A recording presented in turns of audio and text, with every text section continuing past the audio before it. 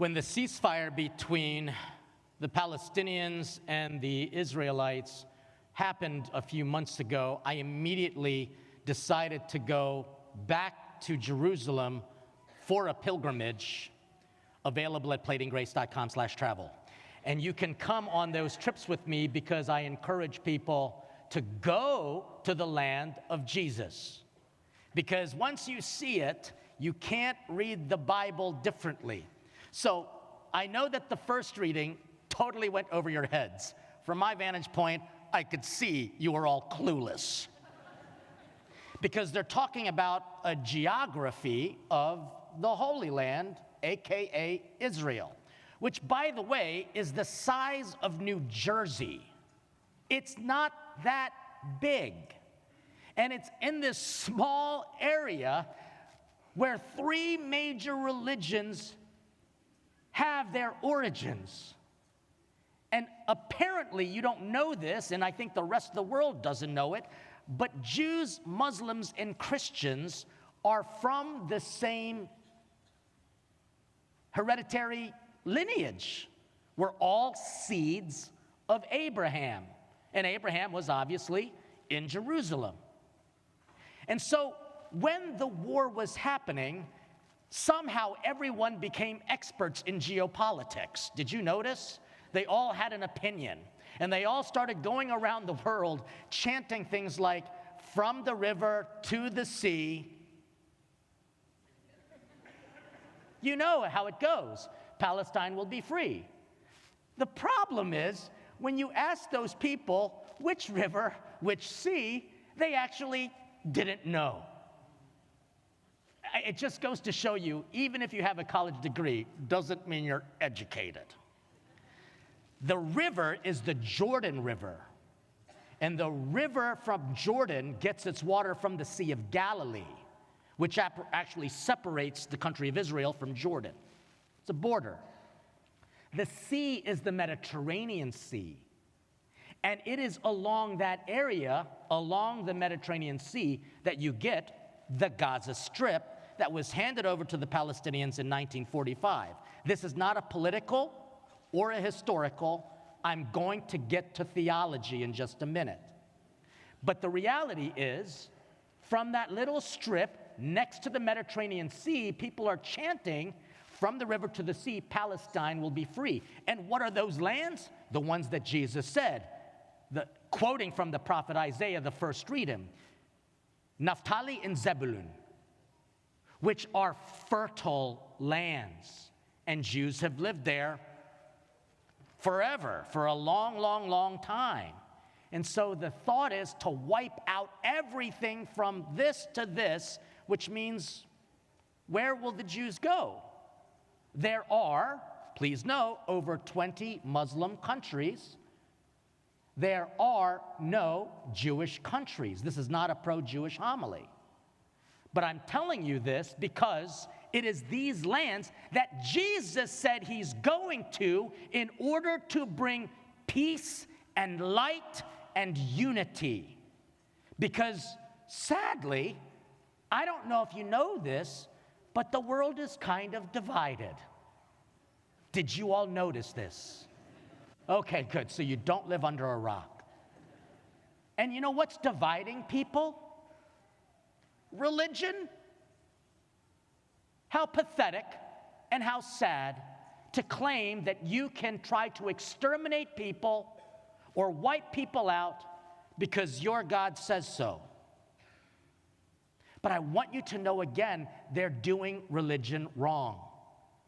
Because if you think religion is supposed to divide people, then you don't even know what the word religion means. It comes from the Latin word religere, which means to be bound together. So, for example, if you are, like, I'm from Baltimore, and therefore I'm a religious Baltimore Ravens fan. Listen, you laugh at me, I'm going to keep going with this homily, okay? So that means that I am bound to that team whether they win or they lose. That's why marriages are religious, because they're bound together. And so if you are claiming to be a religious person, then you need to be bound to one another. That's why St. Paul in the second reading said, I need us all who profess to love Jesus to be one of heart and mind and to work towards unity.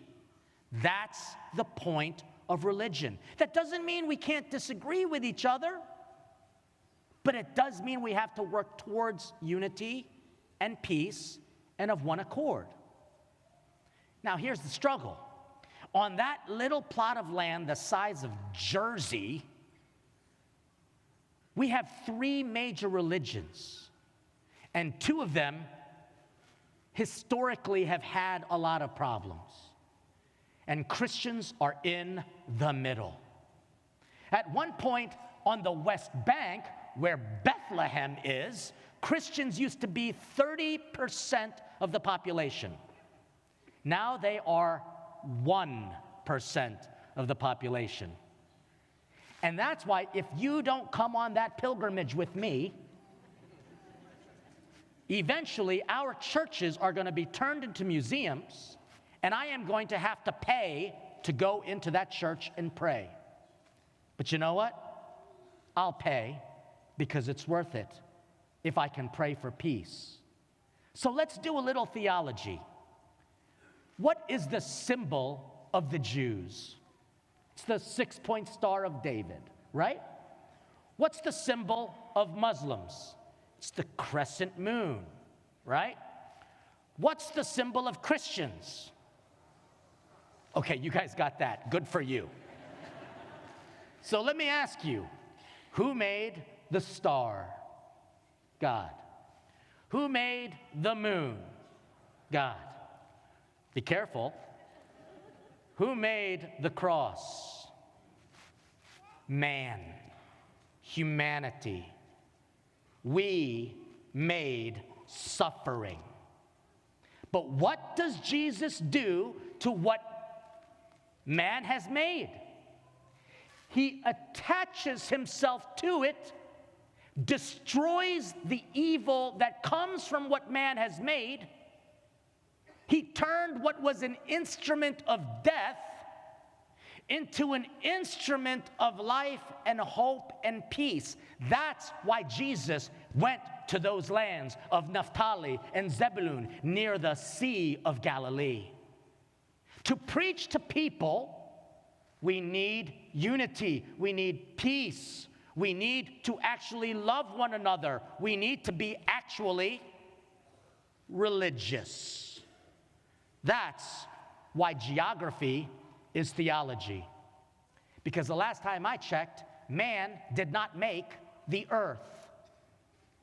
God did. And we are in charge of the earth. And that's why we have to take care of it. And trust me, this ain't some pro-Greta Thunberg homily either, because that girl gets on my very last nerve. Because while she's preaching about caring for the earth, she's actually not doing anything about it. Protesting and making a stunt doesn't help. I was interviewed about this situation, and I said, if she really cared, she would clean up her own bedroom first, and then move to her neighborhoods, and actually maybe take lesson from another young man, another European, who wanted to care for the earth. But you don't even know his name, do you? His name is Boyan Slat. Boyan Slat, when he was a teenager, created a machine to clean up the debris from the ocean. But you don't know anything about him because the news doesn't make money off of his good news. The news makes money off of bad news because we're so addicted to it and we feel passionate about this person or that person, this presidential candidate or that presidential candidate, or pro-Palestine, pro-Israel. You can see we need to work on being more religious. By stop going into the extremes and start focusing on the basics And that's what St. Paul did. Your patron saint is teaching you how to be religious. Because he would, even though he was a zealot, and at one point hated all those people who were not Jews, when he experienced his conversion, he actually started to eat with people who he felt was very different from them. He even stood up for people who were not Jews. And he gives us a good example of what it means to be one of mind and heart. And so St. Paul isn't writing just to the people of Corinth, he's writing to the people of Chino Hills.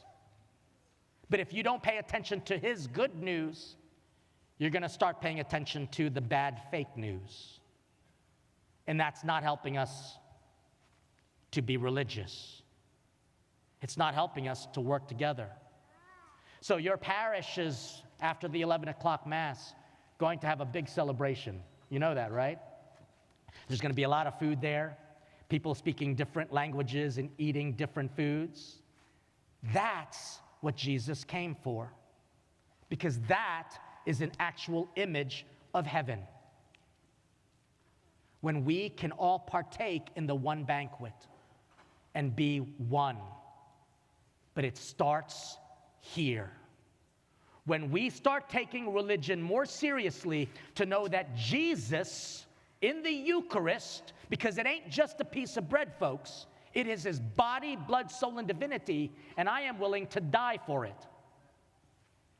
When he enters into us, he becomes so united with us that we actually call it a communion.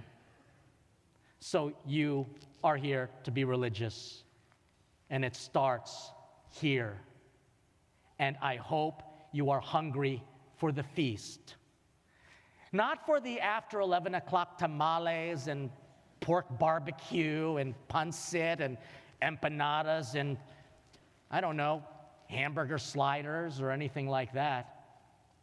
But I hope you hunger for this food, because this is what will help us to not only be one with God, truly in communion, but help us to be one with each other. I look forward to seeing you in the Holy Land.